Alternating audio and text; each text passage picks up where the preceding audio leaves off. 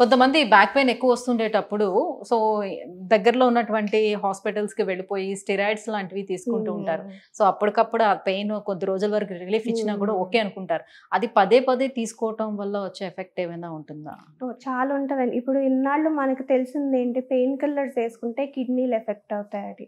Steroids యేసుకుంటే ఏమవుతదో తెలీదు. హ్మ్. So, steroids యేసుకున్నప్పుడు ఆ రోజుకి బానే ఉంటది. మేబీ మాక్సిమం నెక్స్ట్ 1, 2 మంత్స్‌కి బానే ఉంటారు. బట్ మళ్ళీ సేమ్ పెయిన్ అనేది రిపీట్ అవుతది. హ్మ్. సో, అందులో కొంతమంది ఇంకా అడిక్ట్ అయిపోతారు. ఓకే. నాకు పెయిన్ రిలీఫ్ అవుతుంది. మళ్ళీ ఇంజెక్షన్ చేపించుకుంటే ఓకే తగ్గిపోతది అని. మళ్ళీ మళ్ళీ డోస్ పెరిగే కొద్దీ స్టెరాయిడ్ సైడ్ ఎఫెక్ట్స్ అన్నీ మనకు కనిపిస్తాయండి. లైక్ కొంతమందికి బ్లైండ్‌నెస్ రావచ్చు. రెటినల్ డిటాచ్‌మెంట్ వచ్చి, హ్మ్. అదర్‌వైజ్ లివర్ ఓహ్! ఎఫెక్ట్ అవ్వచ్చు. అలా ఓవర్ డోస్ అయిపోతూ ఉంటది. We have a limited dose. ఒక పర్సన్‌కి ఒక సంవత్సరంలో ఎంత ఎక్కువగా ఇవ్వచ్చు. విలేజెస్‌లో ఉండేవాళ్ళు తెలియక అవును. ఎక్కువ తీసుకుంటూ ఉంటారు ఈ హ్మ్. స్టెరాయిడ్స్. పాపం వాళ్ళకి ఏమి ఇస్తున్నారో గూడా తెలీదు. తెలీదు. సరే హ్మ్. ఇంజెక్షన్ ఇచ్చేస్తున్నారు తగ్గుతుంది. అయిపోతదని. వాళ్ళేంటి జ్వరం వచ్చినా గాని ఓకే.